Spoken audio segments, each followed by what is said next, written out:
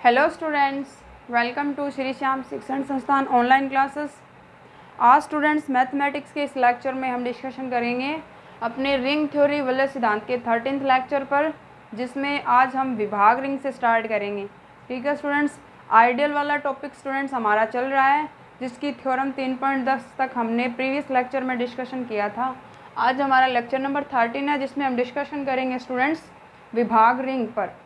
विभाग वलय से पहले हमने डिस्कशन किया था रिसाइडिव क्लासेस पर। ठीक है स्टूडेंट्स, रिसाइडिव क्लासेस की डेफिनेशन हमने देखी थी, उसी रिसाइडिव क्लासेस पर आधारित है हमारा विभाग वलय।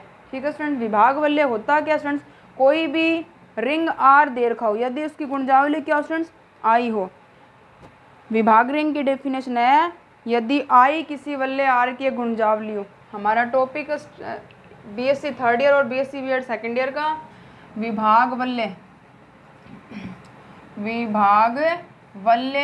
या क्वेश्चन रिंग या अवशेष वर्ग वलय आर या आर का अवशेष वर्ग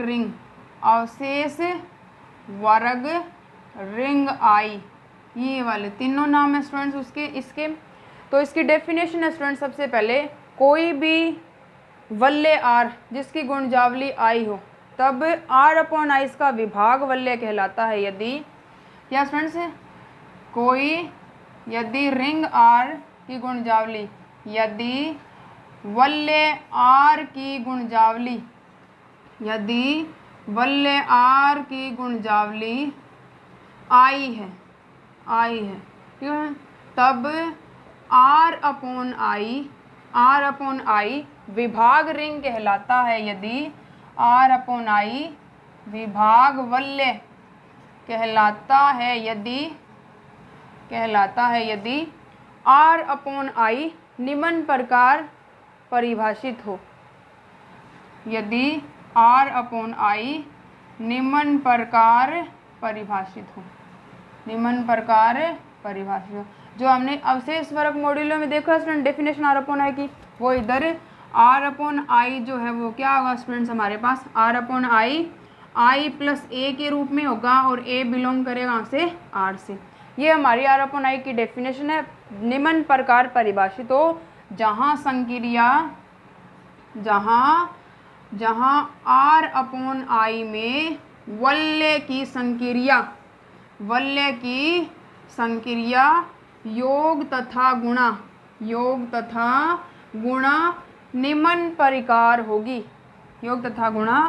निम्न प्रकार होगी। ठीक है स्टूडेंट्स, निम्न प्रकार होगी मतलब प्लस संक्रिया क्या होगी स्टूडेंट्स, प्लस होगा, कोई भी हम दो एलिमेंट लेंगे आई प्लस ए और आई प्लस बी, बिलोंग करें कहाँ से, आर अपॉन आई से, जहाँ ए और बी जो है वो रिंग के अवयव होंगे। ठीक है स्टूडेंट्स, हमें आर अपॉन आई में संक्रिया देखनी है तो इसी रूप के एलिमेंट लेने पड़ेंगे, क्योंकि आर अपॉन आई में इस रूप के एलिमेंट है जहाँ पे ए बिलोंग करेगा आर से। प्लस के लिए संक्रिया देख रहे हैं तो दोनों एलिमेंट्स को ऐड करेंगे, आई प्लस ए प्लस आई प्लस बी बराबर क्या होगा students, i plus A plus B. ये होगी स्टूडेंट्स हमारी प्लस के लिए संक्रिया। अब नंबर 2 है गुणा के लिए। नंबर 2 क्या स्टूडेंट्स, गुणा के लिए क्या होगा स्टूडेंट्स, वही दो एलिमेंट आई प्लस ए और आई प्लस बी बिलोंग करें कहाँ से, आर अपॉन आई से। तो दिस इम्प्लाइज क्या होगा students, i plus a into i plus b equal to आएगा students i plus a b. I plus a पहला एलिमेंट, आई प्लस बी दूसरा एलिमेंट, तो मल्टीप्लिकेशन के रूप में डिफाइन होगा आई प्लस ए बी। ए और बी यहाँ पे एलिमेंट होंगे हमारे पास आई के। ठीक है स्टूडेंट्स, ए और बी किसके अवयव होंगे, हमारे पास यहाँ पे आर के अवयव होंगे, तथा यहाँ पे ए बी जो है वो डिफाइन होगा आर से। ठीक है स्टूडेंट्स, तो ये जो इतनी डेफिनेशन बनी है स्टूडेंट्स, ये हमारी विभाग वलय की डेफिनेशन। ये डेफिनेशन आपको याद रखनी है कि यदि वलय आर की गुणजावली आई है, तब आर अपॉन आई जो है वो विभाग वलय कहलाता है। यदि आर अपॉन आई डिफाइन हो, निम्न प्रकार परिभाषित हो। अब जहाँ आर अपॉन आई संक्रिया योग और गुणा, पहले योग संक्रिया ये वाली डिफाइन होगी और गुणा के लिए ये वाली संक्रिया डिफाइन होगी। ठीक है स्टूडेंट्स। अब विभाग रिंग के जो अवयव होंगे उनको हम किस रूप में लिखते हैं students? i plus A I plus B इस रूप में लिखते हैं। तो इसके जो अवयव होंगे वो i प्लस ए के रूप में लिखे जा सकते हैं। इनको हम a बार से भी रिप्रेजेंट कर सकते हैं। ठीक है स्टूडेंट्स। जहाँ पे a है वो रिंग का एलिमेंट होता है तो a बार। तो स्टूडेंट्स i प्लस 0 जो है वो क्या, i प्लस 0 किसके बराबर होगा? i के। और ये वाला जो होगा वो क्या होगा? r अपॉन i का शून्य अवयव होगा। तो ये हमारे पास r अपॉन i का शून्य अवयव होगा। ठीक है स्टूडेंट, शून्य अवयव होगा।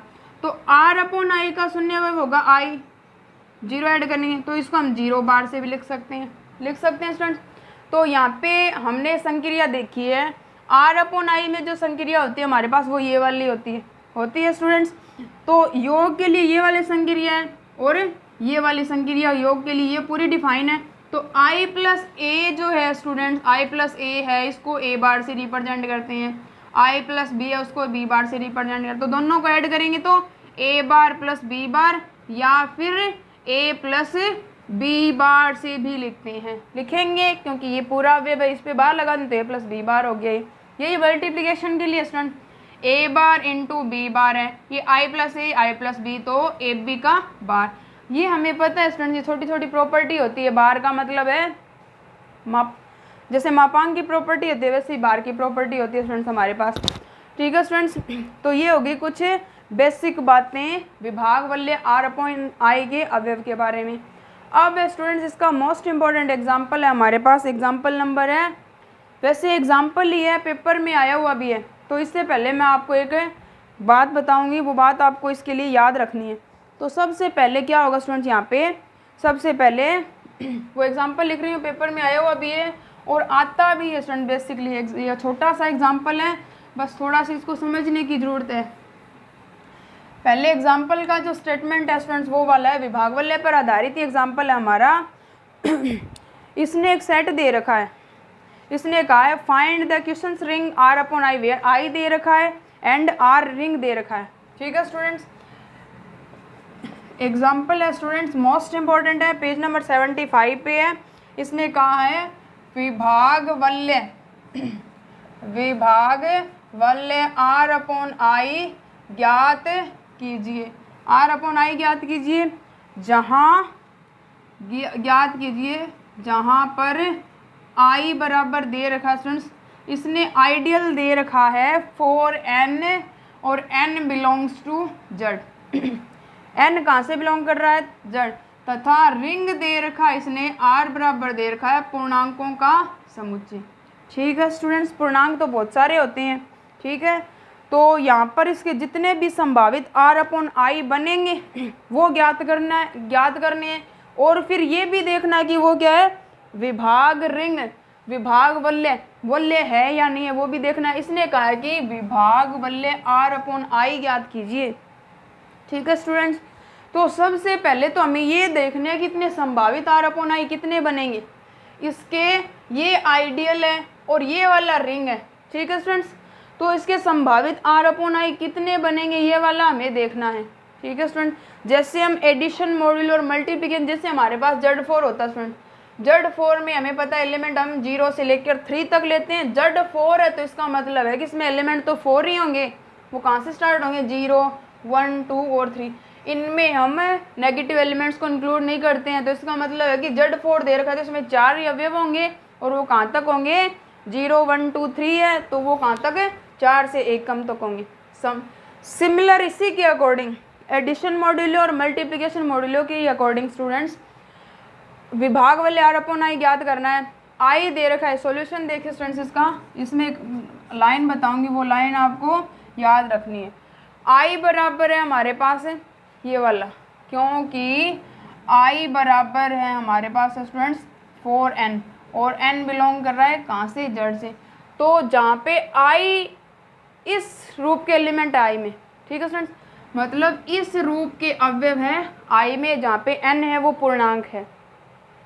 तो जो i हम यही दिया हुआ होगा, हमें जिस रूप का i दिया होगा, सबसे पहले ये हमें देखना है कि i के जो अवयव है वो किस रूप के हैं, मतलब कितने कितना नंबर कांस्टेंट है उसकी, जैसे ये वाला 4 नंबर कांस्टेंट, 4 कांस्टेंट है, कांस्टेंट वैल्यू है 4, तो हमें ये देखना है कि आई में किस कांस्टेंट संख्या का मल्टीप्लिकेशन है। तो इधर 4 का मल्टीप्लिकेशन है, जैसे एडिशन मॉड्यूल मल्टीप्लिकेशन में 4 होता है, तो यहाँ पे भी क्या है, कांस्टेंट नंबर 4 का गुणा है, 4 का गुणा, इसका मतलब इसके संभावित आर अपॉन आई जो है वो 4 ही होंगे। ठीक है स्टूडेंट्स, तो इसको क्या लिखेंगे, क्योंकि यहाँ पे एक लाइन लिख रही हूँ सबसे पहले, यदि आई बराबर M X X belongs to Z, यदि आई बराबर एम एक्स इस रूप का हो, के रूप का हो, तब इसके संभावित आर अपॉन आई एम ही बनेंगे, तब इसके संभावित आर अपॉन आई भी एम ही बनेंगे। ठीक है स्टूडेंट, जहाँ पर रिंग के अवयव, क्योंकि स्टूडेंट्स हमें पता है कि आर अपॉन आई जो होता है वो इस तरह डिफाइन होता है, और जहाँ पे ये वाला हम रिंग का एलिमेंट चूज करते हैं स्टूडेंट्स, आर अपॉन आई की डेफिनेशन है, अभी देखी भी है, पीछे भी देखी है, तो आर अपॉन आई की हमारे पास ये वाली परिभाषा है। तो यदि आई बराबर है M X X belongs to Z के रूप का हो, तब इसके संभावित आर अपॉन आई भी एम ही बनेंगे, जहाँ पे हम रिंग के अवयव गुणजावली के साथ m-1 तक ऐड करेंगे, जहाँ पर एम ही होंगे, जहाँ पर हम वल्य रिंग क्या दे रखा है, अब इधर रिंग हमें जड़ दे रखा है स्टूडेंट, जहाँ पर हम वल्य के अवयव आइडियल में ऐड होते हैं, आर अपॉन आई में आइडियल है, उसमें रिंग के अवयव वो ऐड होते हैं, तो जहाँ पर हम वल्य के अवयव आइडियल या गुणजावली में m-1 तक जोड़ते हैं। ठीक है स्टूडेंट्स, अब ये लाइन है, ये आपको याद रखनी है। तो इसके अकॉर्डिंग, इस लाइन के अकॉर्डिंग अगर हम चलें तो आई बराबर हमें दे रखा है 4n, 4 है स्टूडेंट्स कांस्टेंट नंबर, तो इसका मतलब संभावित आर अपॉन आई कितने होंगे, 4 होंगे, और रिंग है यहाँ पे जड़, तो जड़ के अवयव लेंगे 0 से लेके 4 से 1 का मतलब 3 तक लेंगे, तो 0 से लेके 3 तक। तो यहाँ पे क्योंकि नंबर 1, क्योंकि समीकरण 1 में गुणजावली के संभावित अवशेष वर्ग कितने होंगे स्टूडेंट्स, 4 होंगे। संभावित अवशेष वर्ग कितने होंगे, 4 होंगे, या संभावित आर अपॉन आई अवशेष वर्ग बोल सकते हो, संभावित आर अपॉन आई 4 ही होंगे। कितने होंगे स्टूडेंट्स, 4 ही होंगे। ठीक है स्टूडेंट्स, ये आ गई हमारी पहली बात, 4 ही होंगे। तथा रिंग आर बराबर, तथा क्या स्टूडेंट्स, वल्य आर बराबर हमारे पास है जेड प्लस और गुणा, तथा वल्य आर बराबर ये जेड है के अवयव कहाँ तक लेने हैं, 0, 1, 2 और 3 तक लेंगे।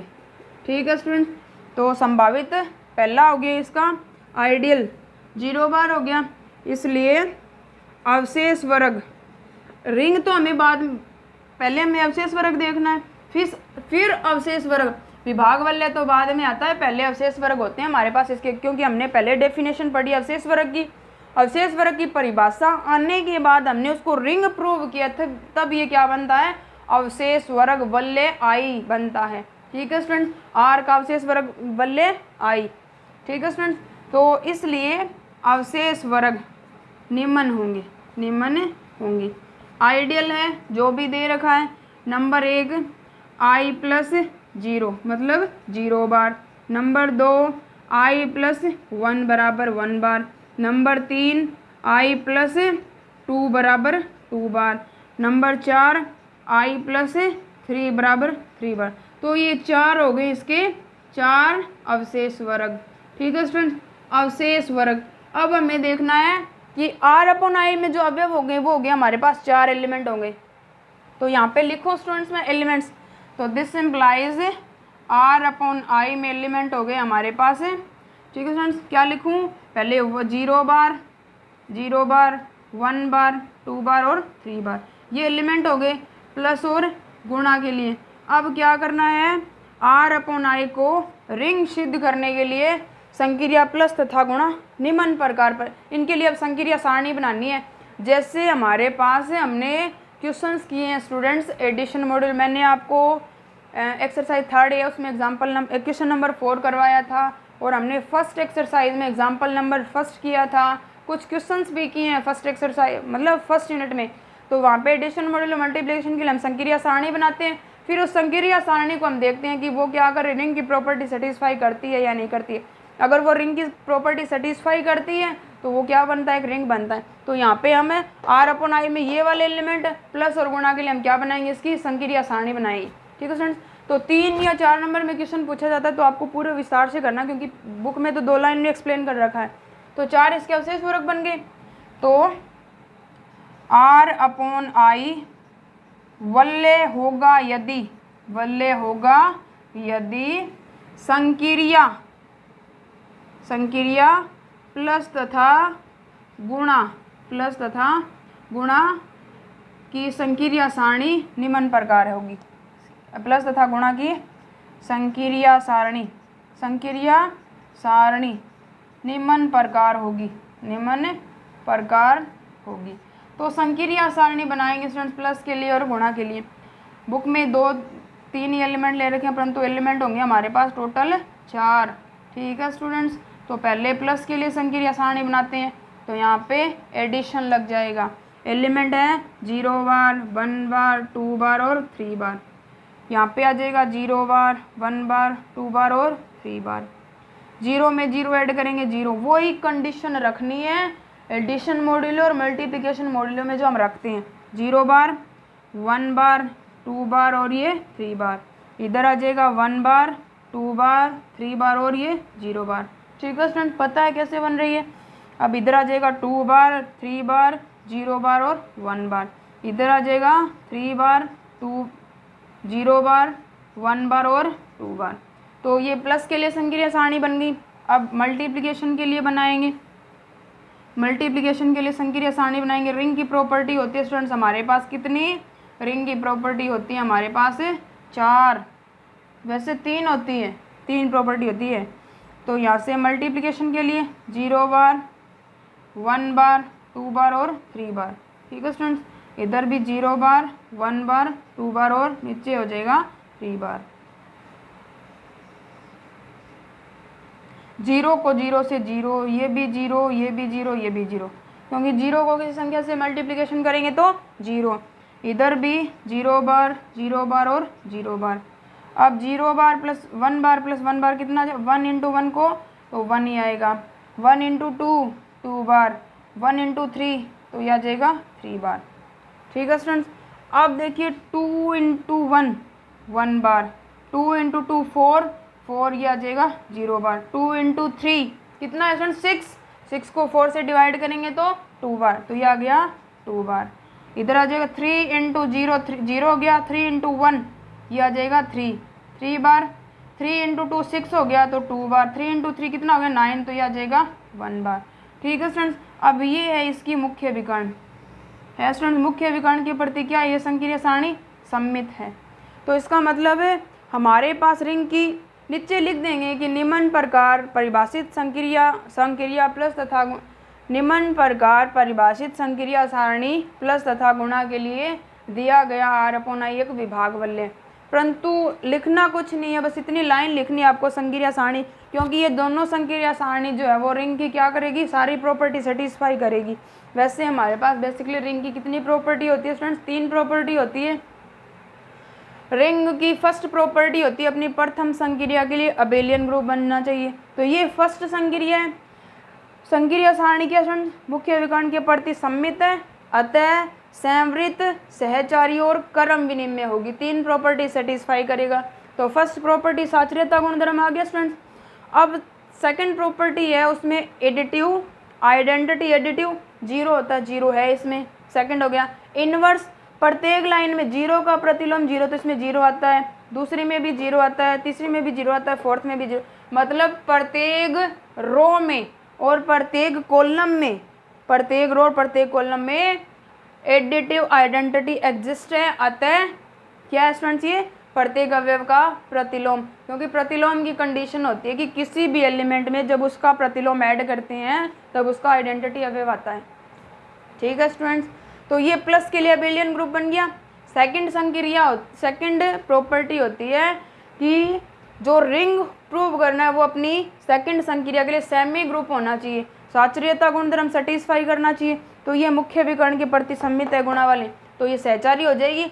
सहचारी होगी, संवृत होगी, क्रम विनिमय होगी, तो वो बंटनता गुणधर्म तो अपने आप सेटिस्फाई करेगी, क्योंकि बंटनता गुणधर्म एक रो से बी प्लस, ये वाम बंटन नियम होता है। तो ये एक रिंग का एलिमेंट होगा, बी प्लस सी है, संवृत है, तो ये भी तो एक रिंग का अवयव होगा। फिर इधर गुणा लग गया तो सेकंड संक्रिया के लिए संवृत है, तो इसका मतलब है बंटनता गुणधर्म भी सेटिस्फाई करेगा। तो ये रिंग की सारी प्रॉपर्टी सेटिस्फाई कर रहे हैं, परंतु हमें इसको यहाँ तक सोल्व, ये लाइन आपको याद ही रखनी है, ये लाइन आपको बेसिकली याद ही रखनी है स्टूडेंट्स, ये वाली।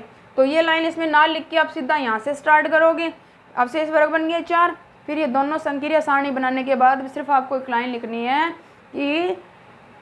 कि R/I निम्न प्रकार परिभाषित संक्रिया सारणियों के लिए एक वलय है। अतः R/I क्या होगा, विभाग रिंग। अतः इसके संभावित R/I कितने बन गए स्टूडेंट्स, 4 बन गए। अवशेष वर्ग 4, तो संभावित R/I भी कितने बन गए स्टूडेंट्स, इसके 4। तो ये था स्टूडेंट्स हमारा मोस्ट इंपॉर्टेंट क्वेश्चन है, मोस्ट इंपॉर्टेंट एग्जाम्पल बोल सकते हो। ऐसा एक क्वेश्चन भी है, वो आपको करना है। मैं क्वेश्चन बताती हूँ स्टूडेंट, 3rd B का एक क्वेश्चन भी ऐसा क्वेश्चन है हमारे पास यहाँ पे 3rd B का। ये स्टूडेंट 2 नंबर विभाग वलय R/I याद करना है। सेम क्वेश्चन है स्टूडेंट्स, R रिंग बराबर तो इसने दे रखा है जड़, रिंग बराबर इसने दे दिया जड़, और I बराबर इसने 5Z दे रखा है, 5Z। अब इधर क्या होता है स्टूडेंट्स, इस सिमिल सेम क्वेश्चन है, फर्स्ट पार्ट है 2 नंबर का क्वेश्चन, 3rd B का मोस्ट इंपॉर्टेंट क्वेश्चन बोल सकते हो, एग्जाम्पल तो पेपर में आया हुआ ही है। तो ये 3rd B का क्वेश्चन नंबर फर्स्ट है, रिंग दे रखा है जड़, सेम है, इधर भी जड़ है। अब इधर I बराबर 5Z दे रखा है, अगर 5N दे देता तो क्या फ़र्क पड़ता, क्योंकि ये N बिलोंग करेगा कहाँ से, जड़ से। इधर सीधा ही जड़ दे दिया तो सेम है स्टूडेंट्स, इधर I बराबर 4N दे दिया, N है वो जड़ से ही बिलोंग करता है, तो यहाँ पे 4Z भी लिख सकता। तो सेम क्वेश्चन है स्टूडेंट्स, ये वाला और ये वाला। तो इसके संभावित R/I कितने बनेंगे, 5, और एलिमेंट लेंगे हमें 0 से लेके 4 तक जड़ के। ठीक है स्टूडेंट, और संक्रिया सारणी बनाएंगे तो ये क्या बन जाएगा, विभाग वलय, इसके 5 हो जाएंगे। तो ये पूरा आपको करना है यहाँ तक। Most important example, most important question सिर्फ पेपर में ये वाला ही आता है इसका। ठीक है स्टूडेंट, ज़्यादा क्वेश्चन इसके आते नहीं है पेपर में, थ्योरम आती है, डेफिनेशन आती है, और एग्जाम्पल आता है कोई एक आधा। तो मोस्ट इंपॉर्टेंट एग्जाम्पल और most important question 3rd B का क्वेश्चन नंबर 2 का फर्स्ट पार्ट, 2 और पार्ट रहते हैं, वो मैं आपको बाद में करवाऊंगी। तो ये था हमारा लेक्चर नंबर 13 वलय सिद्धांत का। अब लेक्चर नंबर 14 में हम इसकी नेक्स्ट मोस्ट इंपॉर्टेंट थ्योरम 3.11, 3.12, 3.13 और 3.14 पे डिस्कशन करेंगे, और साथ में 3rd B का कोई एक आधा क्वेश्चन ही करने योग्य है और करना नहीं है, तो वहाँ पे डिस्कशन करेंगे लेक्चर नंबर 14 में। ठीक है स्टूडेंट्स, कंटिन्यू पढ़ोगे तो समझ में आएगा, वरना कुछ समझ में नहीं आएगा। तो लेक्चर नंबर 14 में थ्योरम 3.11 पे डिस्कशन करेंगे। 3.10 तक हमारा हो गया है विभाग वलय। R/I की डेफिनेशन आपको याद रखनी है, R/I हमारा ये वाला होता है, इस रूप के एलिमेंट जहाँ पे बिलोंग करता है, कहाँ से, R से। ठीक है स्टूडेंट्स, थैंक यू।